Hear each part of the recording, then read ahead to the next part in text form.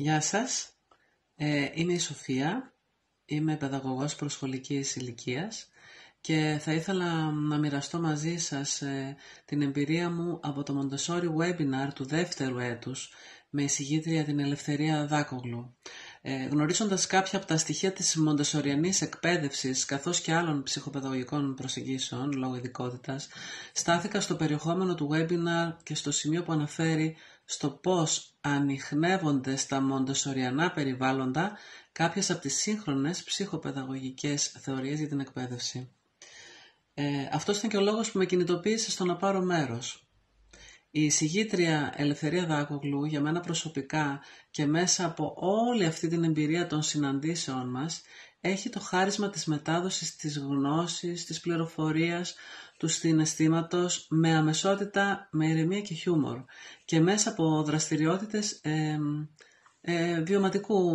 χαρακτήρα. Όσον αφορά το θεωρητικό κομμάτι των ψυχοπαιδαγωγικών προσεγγίσεων, η Ελευθερία γνωρίζει πολύ καλά τις αντίστοιχες θεωρίες και είναι φανερό ότι αποτελούν βασικά θεμέλια της γνώσης της. Έχει έναν τρόπο να σου τις μεταδίδει ώστε ακόμη κι αν τις διδάχθηκε στο παρελθόν να νιώθεις ότι μαζί της τις κατανοείς πιο πλατιά και ουσιαστικά, σαν να πηγαίνεις στον πυρήνα τους και έτσι να εντυπώνονται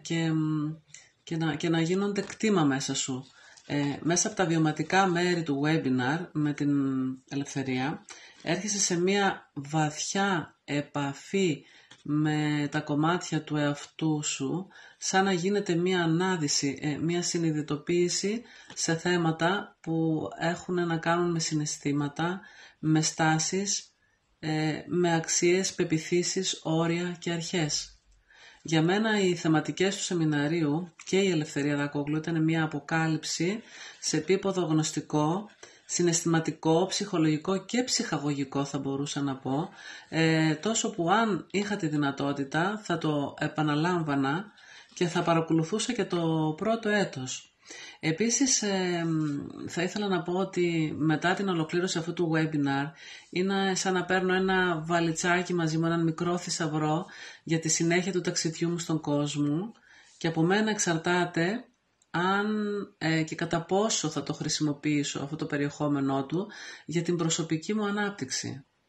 Τέλος, θα ήθελα να ευχαριστήσω την Beehive για τις δράσεις της και τις επιλογές της σε τόσο πολύτιμους ανθρώπους όπως είναι η Ελευθερία Δάκογλου και που δίνει τη δυνατότητα και στον κόσμο που βρίσκεται σε απόσταση από τα αστικά κέντρα, τα μεγάλα αστικά κέντρα, να παίρνει μέρος